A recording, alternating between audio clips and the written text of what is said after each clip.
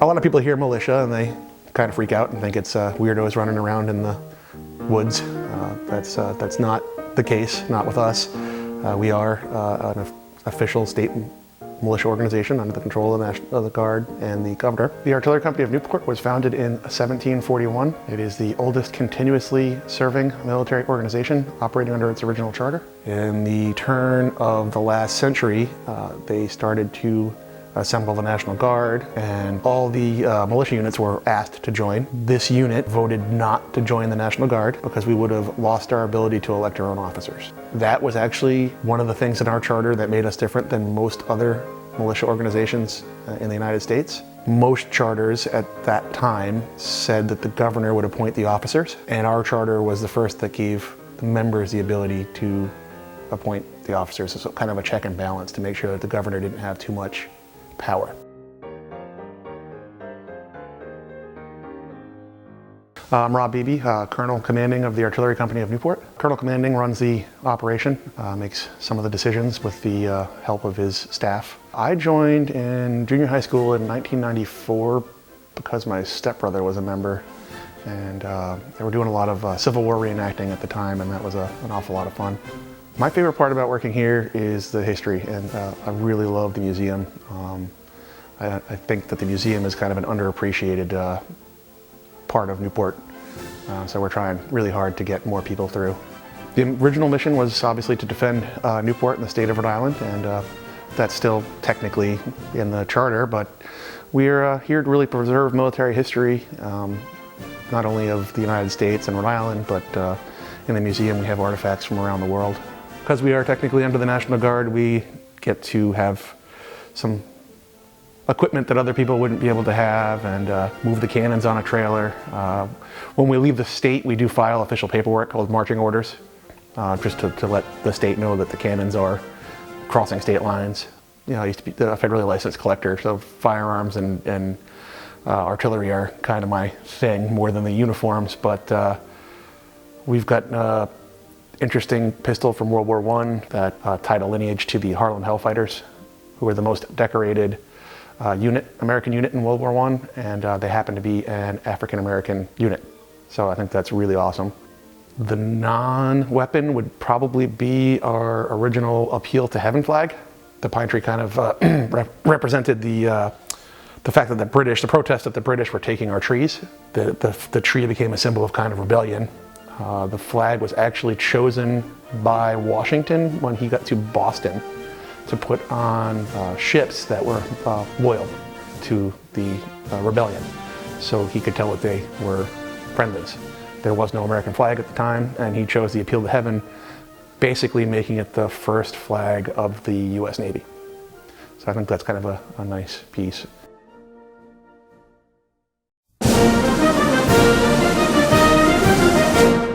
The work starts usually a week or two before. Sometimes we do get a little ahead when making some extra rounds, but someone's got to come in and make up the rounds for the cannon, whatever that may be for the specific cannon.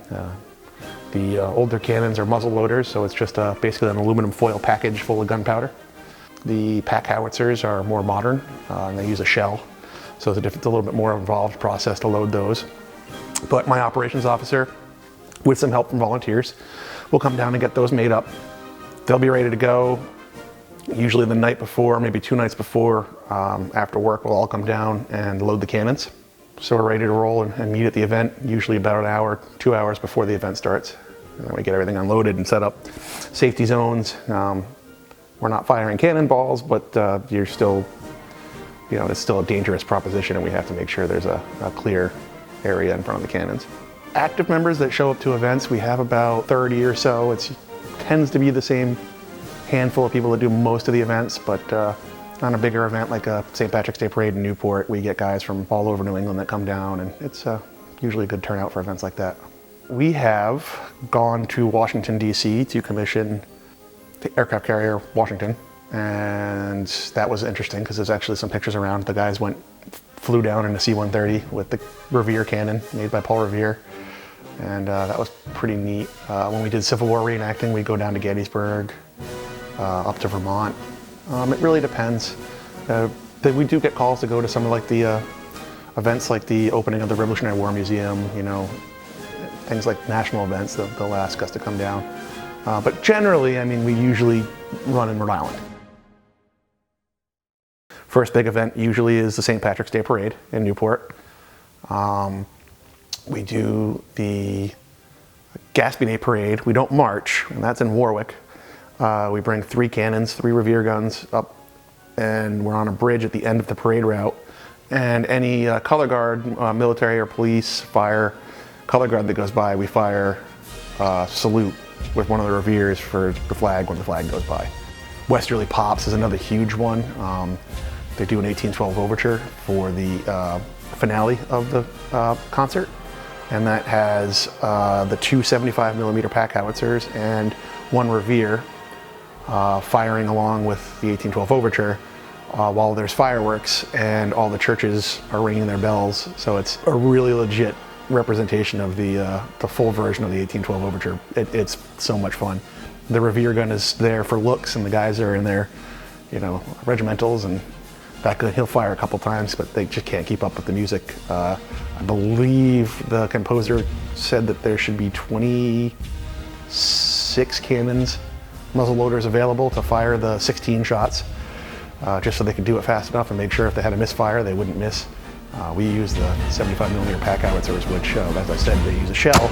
So as fast as you can put a shell in and close the breech, the other gentleman pulls the ripcord and it fires, and it's pretty awe-inspiring when those 2 guns start banging out the song. You think, wow, in World War II, you know, they were firing that fast, but they were laying steel on target. Really makes you think.